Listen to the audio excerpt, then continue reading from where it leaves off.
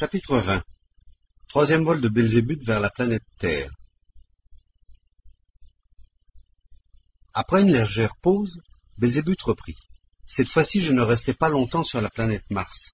Je passais chez moi juste le temps nécessaire pour recevoir les nouveaux arrivés, leur parler et donner certains ordres de caractère général.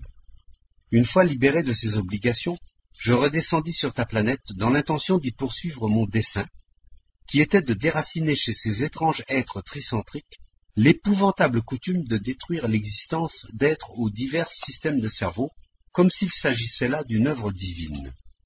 À ma troisième descente sur la Terre, notre vaisseau Occasion ne se posa pas sur la mer Colchidus, actuellement mer Caspienne, mais sur la mer d'Abondance, comme on la nommait à cette époque. J'avais pris cette décision car je voulais cette fois me rendre dans la capitale des êtres formant le second groupe du continent d'Achark, la ville de Gob, située sur la rive sud-est de cette mer. En ce temps-là, cette ville de Gob était une grande ville renommée sur toute la planète pour sa fabrication d'étoffes et de bijoux précieux.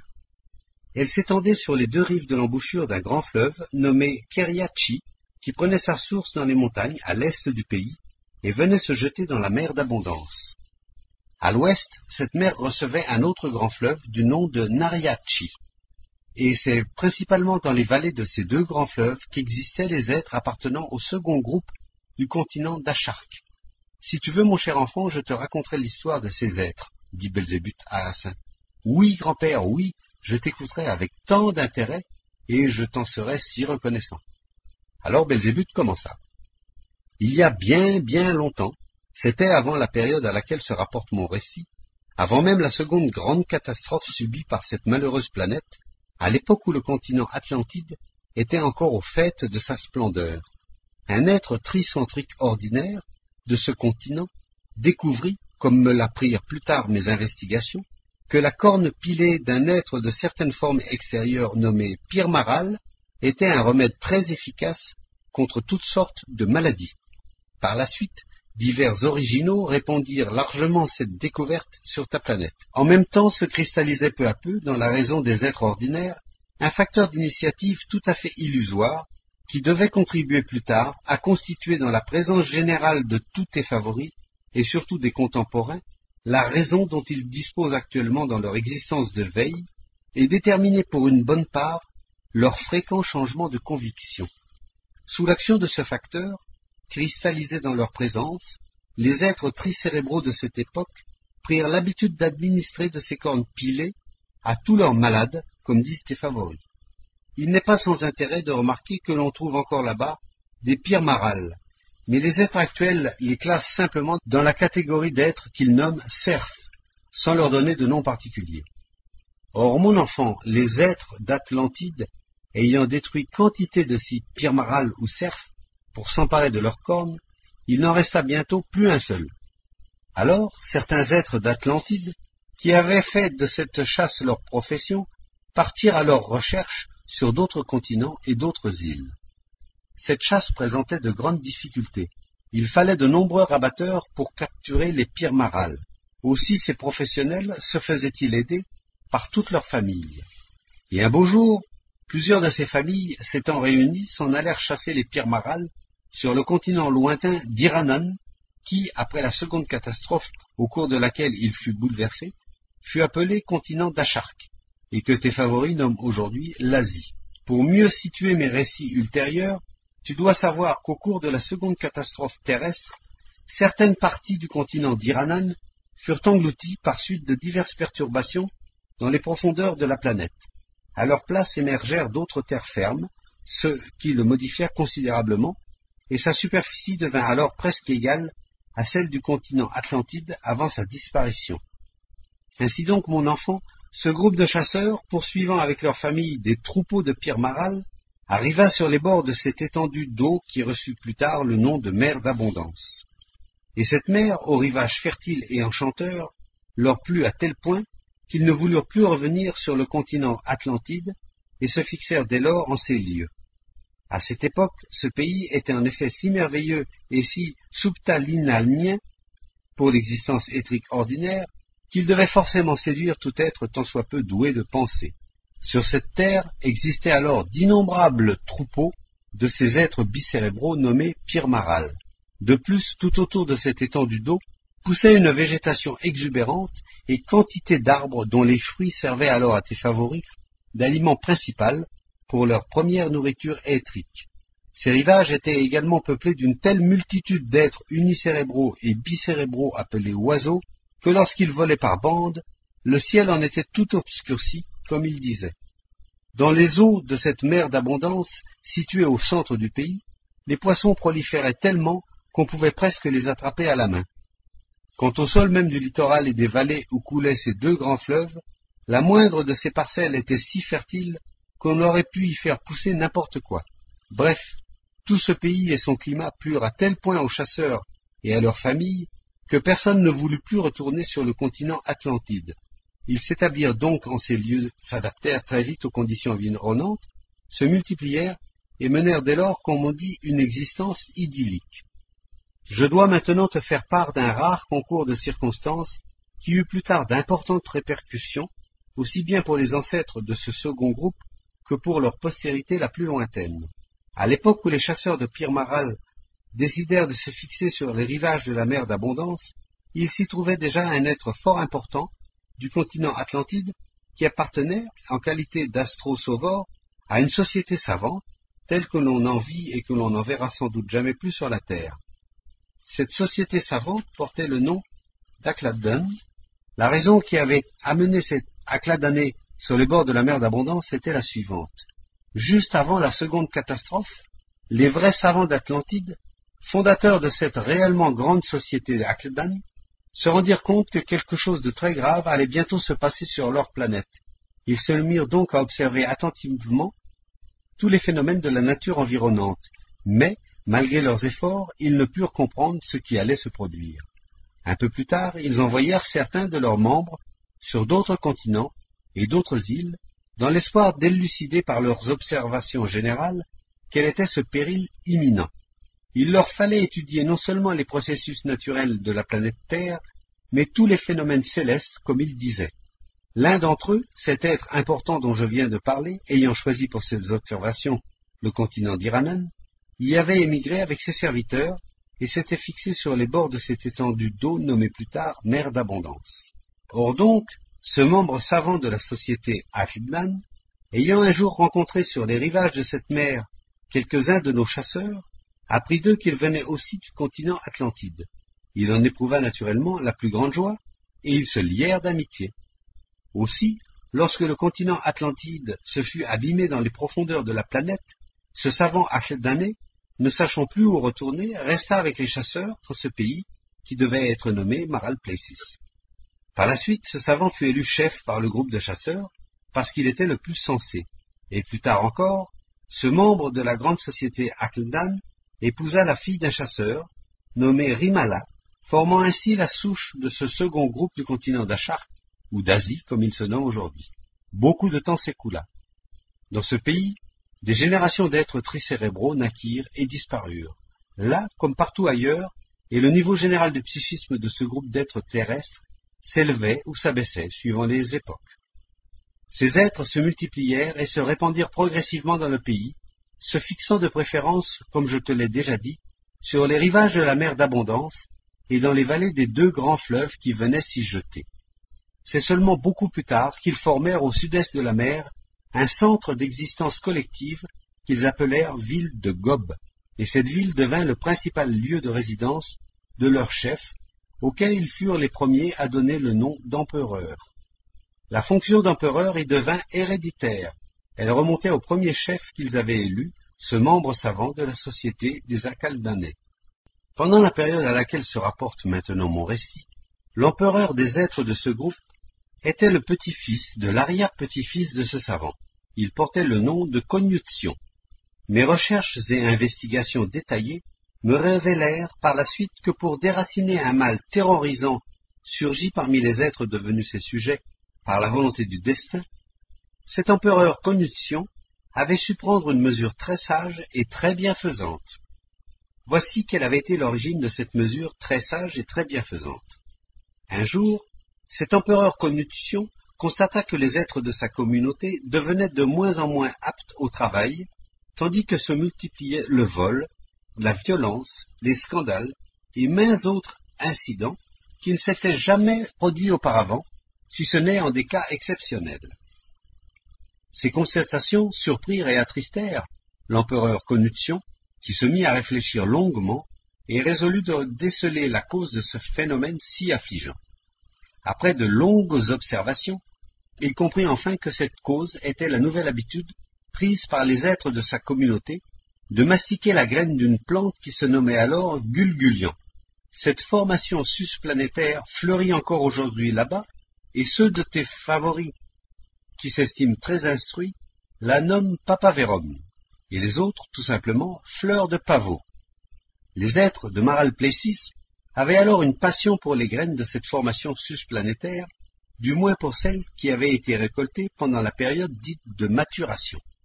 Au cours de ces observations et recherches attentives, l'empereur Connution reconnut clairement que ces graines contenaient quelque chose qui avait le pouvoir de modifier de fond en comble, pour un certain temps, toutes les habitudes acquises de leur psychisme.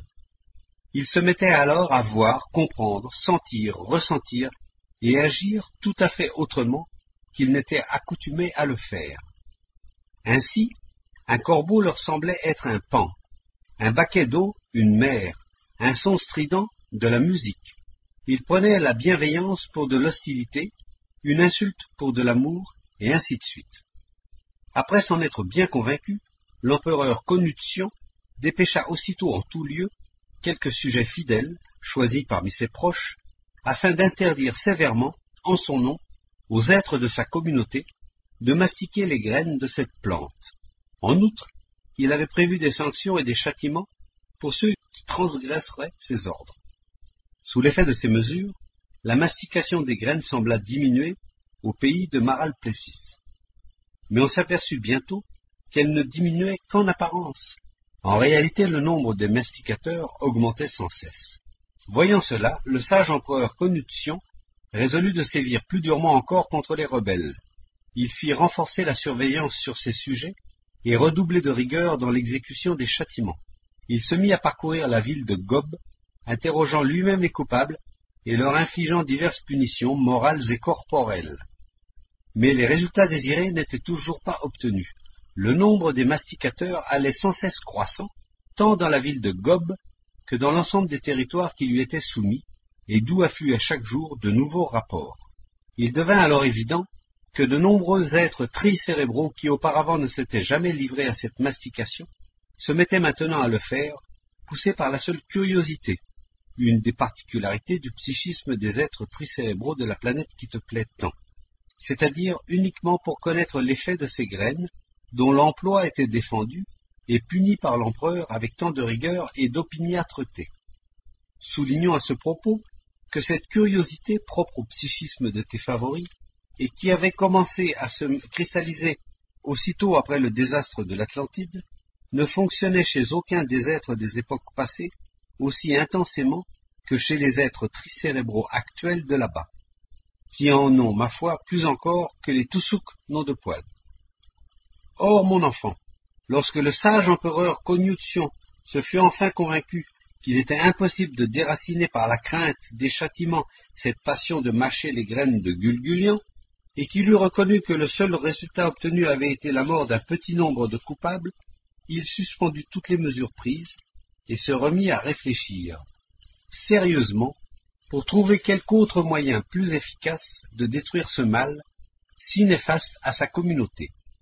Comme je l'ai appris beaucoup plus tard, grâce à un antique monument resté intact, le grand empereur Connution s'enferma dans sa chambre pendant 18 jours sans boire ni manger, ne faisant que penser et penser.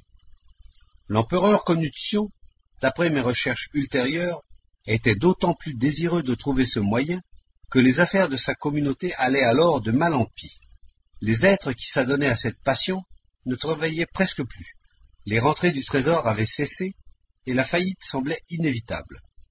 Pour finir, le sage empereur résolut de lutter contre ce mal d'une manière détournée, en jouant sur les cordes faibles du psychisme des êtres de sa communauté. Il inventa à cet effet une doctrine religieuse des plus originales, parfaitement adaptée au psychisme des êtres de ce temps-là. Puis, il usa de tous les moyens à sa portée pour propager cette invention parmi ses sujets. Il était dit, selon cette doctrine religieuse, que loin du continent d'Acharc se trouvait une grande île sur laquelle existait notre Monsieur Dieu. Tu dois savoir qu'à cette époque, aucun des êtres terrestres ordinaires ne soupçonnait qu'il existât des concentrations cosmiques autres que leur planète. Les êtres de la planète Terre de ce temps-là étaient même convaincus que les petits points blancs à peine perceptibles au loin dans l'espace n'étaient pas autre chose que le dessin du voile de l'univers, c'est-à-dire du voile de leur planète, puisque d'après leur conception, l'univers entier se bornait, comme je viens de te le dire, à leur seule planète. Ils croyaient même que ce voile tenait comme un baldaquin sur des piliers spéciaux dont les bases reposaient sur la terre. D'après l'astucieuse doctrine du sage empereur Conotien, Monsieur Dieu avait intentionnellement fixé à nos âmes les organes et membres que nous avons aujourd'hui, aussi bien pour nous protéger contre l'extérieur que pour nous permettre de le servir efficacement, et non seulement lui, mais les âmes déjà prises sur son île. En effet, disait cette doctrine, lorsque nous mourons et que notre âme se libère de toutes les parties annexes qui lui furent spécialement attachées, elle devient telle qu'elle doit être en réalité. Elle est alors immédiatement prise sur cette île et, selon la manière dont elle a existé avec ses organes et membres sur notre continent d'Acharc, notre Monsieur Dieu lui assigne la place qui lui revient pour son existence ultérieure. Si l'âme a honnêtement et consciencieusement rempli ses obligations, Monsieur Dieu l'accepte sur son île pour y poursuivre son existence. Mais l'âme qui a fainéanté ici, sur le continent d'Acharc, celle qui a fait preuve envers ses obligations de paresse et de négligence, bref, qui n'a existé que pour satisfaire les désirs de ses parties annexes, ou simplement qui n'a pas observé ses commandements, cette âme, notre Monsieur Dieu, l'envoie pour le reste de son existence sur une petite île voisine. Or, sur le continent d'Acharc existent de nombreux esprits, choisis parmi ses proches, qui vont et viennent parmi nous, coiffés du bonnet qui rend invisible, ce qui leur permet de nous observer sans relâche et d'exposer à Monsieur Dieu toutes nos actions, ou de lui faire leur rapport au jour du jugement dernier. Nous n'avons pas la moindre possibilité de leur rien cacher, non seulement de nos actions, mais encore de nos intentions. Il était dit encore que notre continent d'Acharc, de même que tous les autres continents et îles du monde, a été créé par notre Monsieur Dieu exclusivement pour son service et celui des âmes méritantes qui habitent déjà sur son île. Tous les continents et îles du monde sont en quelque sorte des lieux de préparation et des entrepôts pour tout ce qui est indispensable à son île. L'île sur laquelle existe notre Monsieur Dieu avec les âmes méritantes se nomme le paradis. L'existence y est un vrai délice. Là, tous les fleuves sont de lait, toutes les rives de crème fouettée, point n'est besoin d'y travailler ni de peiner. On y trouve tout ce qui est nécessaire à la plus heureuse, la plus insouciante, la plus béate des existences, parce que tout y est fourni à profusion par notre continent et les autres îles du monde. Cette île du paradis regorge de jeunes et belles femmes de toutes les tribus et de toutes les races du monde, et n'importe laquelle devient ta propre âme à ton gré et sur le champ. Sur toutes les places de cette île magnifique s'élèvent des montagnes de bijoux, en commençant par les diamants du plus beau feu pour finir par la turquoise la plus sombre, et toute âme peut y puiser sans entrave tous les joyaux qui la séduisent. Sur d'autres places de cette île bienheureuse se dressent d'énormes montagnes de bonbons spécialement préparés à l'essence de pavot et de chanvre, et les âmes peuvent s'en rassasier à toute heure du jour et de la nuit. L'île est exempte de maladie, et il n'y a naturellement pas trace là-bas de ces poux ni de ces puces qui ne laissent ici personne en repos et empoisonnent notre existence. Quant à la petite île sur laquelle notre Monsieur Dieu expédie pour le reste de leur existence les âmes dont les organes et membres temporaires ont négligé dans leur paresse d'exister d'après ses commandements, elle porte le nom d'enfer. Sur cette île, tous les fleuves sont de résine brûlante. L'air y est saturé d'une odeur de putois en défense. Sur chaque place, des nuées d'êtres terribles sifflent sans cesse dans des sifflets de police, et tous les sièges, tous les tapis, tous les lits sont tissés de fines aiguilles, la pointe en l'air. Chaque âme ne reçoit par jour qu'une seule galette bien salée, et sur l'île il n'y a pas une seule goutte d'eau potable. Innombrables sont encore les tourments qu'on y subit, et que les êtres de la terre ne voudraient pour rien au monde éprouver en réalité, ni même vivre en pensée. Ainsi donc, mon enfant, lorsque j'arrivai pour la première fois au pays de Maral-Plessis, tous les êtres tricérébraux suivaient la religion édifiée sur l'original enseignement dont je viens de te parler, et cette religion était alors dans toute sa splendeur. L'inventeur de cette ingénieuse doctrine, le sage empereur Confucius, avait déjà subi le rascuarno sacré, en d'autres termes, il était mort depuis longtemps. Mais son invention avait si bien pris racine là-bas, en raison de l'étrangeté du psychisme de tes favoris, qu'il n'y avait pas un seul être dans tout le pays de Maral-Plessis pour douter de la justesse de son originale vérité. Dès le premier jour de mon arrivée dans la ville de Gob, je me mis là aussi à visiter les Kaaltanés de l'endroit, nommé cette fois des Chaïkanés. Il importe de remarquer que la coutume du sacrifice, telle qu'elle était pratiquée en cette période dans le pays de Maral-Plessis, n'y florissait cependant pas avec autant d'ampleur qu'à Tikliamouich. Je me mis à rechercher dans la ville de Gob un être avec lequel je puisse me lier d'amitié, comme je l'avais fait dans la ville de Kourkoulaï. Et je ne tardai pas à trouver cet ami, mais cette fois il ne s'agissait point d'un grand prêtre. Mon nouvel ami était tenancier d'un grand Chaïkané, et bien que je fusse avec lui, comme on dit là-bas en très bons termes, je ne ressentais pas à son égard l'étrange penchant que j'avais éprouvé en mon essence pour le grand prêtre Abdil. J'existais déjà depuis un mois entier dans la ville de Gomme, mais n'ayant rien décidé, je n'avais encore rien mis en œuvre pour mon but. Accompagné d'Aoun, je ne faisais que me promener par les rues de la ville, visitant les divers Chaïkanés, dont celui de mon nouvel ami. Je fus à même d'observer pendant ce temps-là les mœurs et les coutumes des êtres de ce second groupe, et d'étudier les subtilités de leur religion. Et c'est précisément au moyen de leur religion que je résolus, un mois plus tard, de réaliser mon dessein.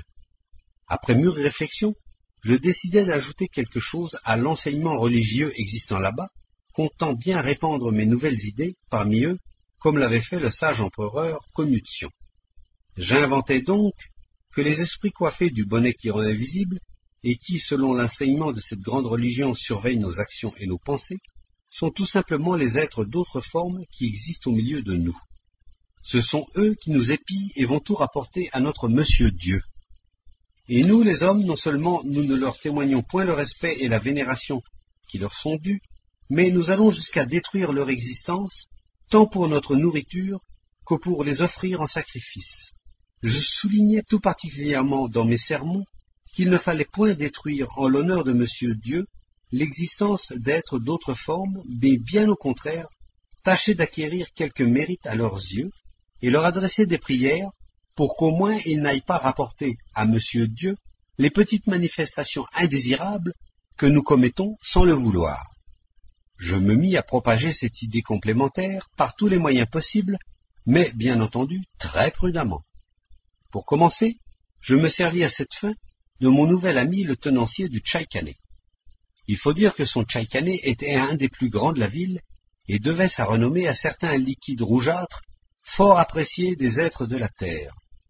Aussi était-il toujours très fréquenté et ouvert de jour et de nuit. C'était le rendez-vous non seulement des habitants de la ville même, mais des voyageurs de tout le pays de Maral-Plessis.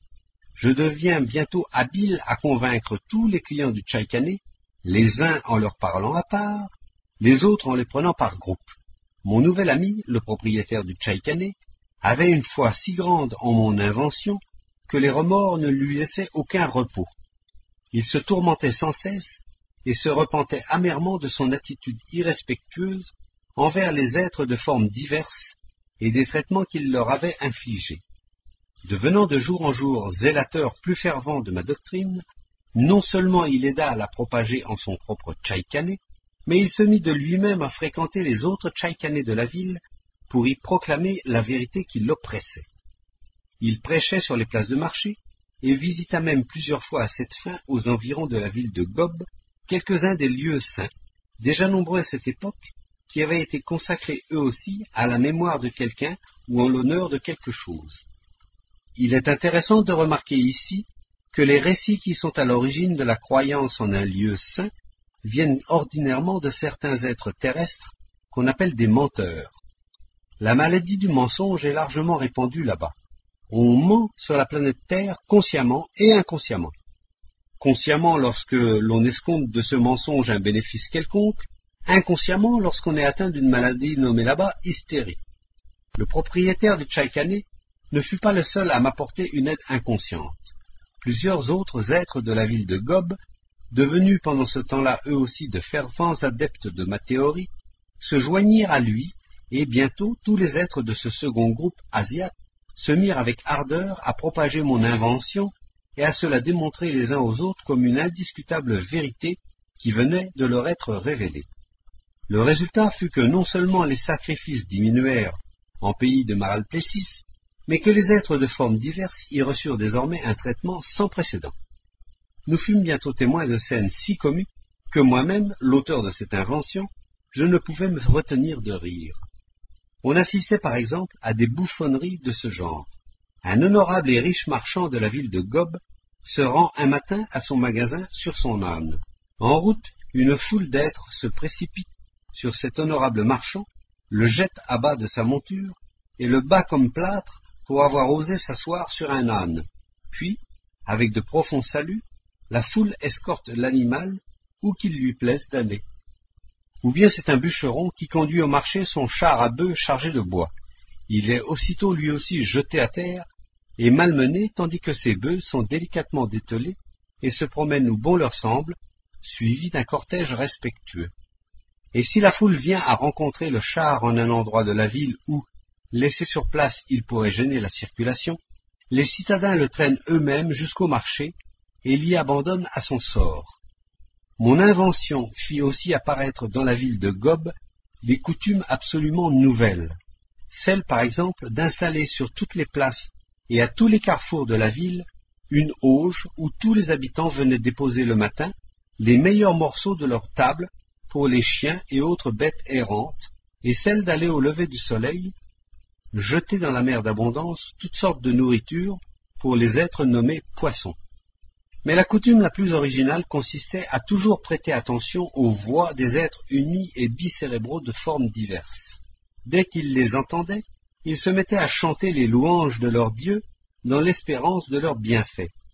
Que ce fût le chant du coq, l'aboiement du chien, le miaulement du chat ou le cri perçant du singe, cela les faisait toujours frémir. Il est intéressant de remarquer ici qu'ils ne manquaient jamais en de telles occasions de lever la tête et de tourner leur regard vers le haut, bien que, selon leur religion, leur Dieu existât, ainsi que ses aides, au même niveau qu'eux, et non pas dans la direction de leur regard et de leur prière. Rien n'était plus drôle que d'observer leur physionomie en de tels moments. Permettez, haute révérence, interrompit le vieux et fidèle Aoun, qui écoutait avec le plus grand intérêt le récit de Belzébuth. Vous rappelez-vous, haute révérence, combien de fois ne nous ne sommes pas prosternés, nous aussi, dans les rues de la ville de Gob, aux cris d'êtres de formes diverses? À cette remarque, Belzébuth répondit. Bien sûr que je m'en souviens, mon cher Aoun, comment oublierait-on des impressions aussi comiques? Le fait est, continua-t-il en se tournant vers Hassin, que les êtres de la planète Terre sont incroyablement orgueilleux et susceptibles. Si quelqu'un ne partage pas leur manière de voir, et se refuse à faire comme eux ou critique leurs manifestations, leur indignation ne connaît pas de bornes, et si l'un d'eux possède quelque pouvoir, il donnera l'ordre de jeter quiconque aura osé faire autrement que lui, ou critiquer ses actions, dans un de ces locaux où pullulent généralement ce qu'on appelle des rats et des poux. Parfois, l'offensé, si sa force physique le lui permet, et pourvu qu'il ne se sente pas surveillé par quelque détenteur de pouvoir plus haut placé que lui, et avec lequel il n'est pas en très bons termes, rosse tout bonnement l'offenseur, tout comme le russe Sidor, un beau jour roua de coups sa chèvre favorite. Comme je connaissais bien cet aspect de leur étrange psychisme, je ne voulais pas les offenser ni encourir leur colère. J'avais toujours reconnu que porter atteinte aux sentiments religieux de quiconque était contraire à toute morale, et puisque j'existais parmi eux, je tâchais en toutes circonstances de faire la même chose qu'eux pour ne pas me distinguer et de cette façon attirer l'attention sur moi. Il serait bon à ce propos de spécifier qu'en raison des anormales conditions d'existence ordinaires établies par tes favoris, Les seuls êtres tricérébraux qui acquièrent de la notoriété et suscitent le respect sur cette étrange planète, surtout pendant ces derniers siècles, sont ceux qui se manifestent d'une manière encore plus absurde que la majorité. Et plus leurs manifestations sont stupides, plus viles et plus insolentes sont leurs frasques, plus ils deviennent célèbres, et plus va croissant le nombre d'êtres de leur continent, et même de continents étrangers qui les connaissent personnellement ou rêvent de faire leur connaissance. Au contraire, un être honnête, qui ne se livre point à d'absurdes manifestations, n'aura aucune chance de devenir célèbre. Si bon et si sensé soit-il, jamais les autres ne lui accorderont la moindre attention. Or, mon enfant, au moment où notre Aoun vint nous rappeler, avec tant de malveillance, à la situation comique où nous nous trouvions parfois, nous parlions justement de cette coutume qui s'était développée là-bas, de donner un sens aux voix des êtres de formes diverses, et en particulier à la voix des ânes, qui étaient alors, on ne sait pourquoi, très nombreux dans la ville de Gob. Sur cette planète, les êtres de toutes formes ont chacun leur heure pour donner de la voix. Ainsi, le coq chante vers minuit, le singe crie le matin, quand il a faim. Les ânes, eux, braient quand cela leur passe par la tête. Aussi la voix de ces êtres stupides se fait-elle entendre à tout moment du jour et de la nuit.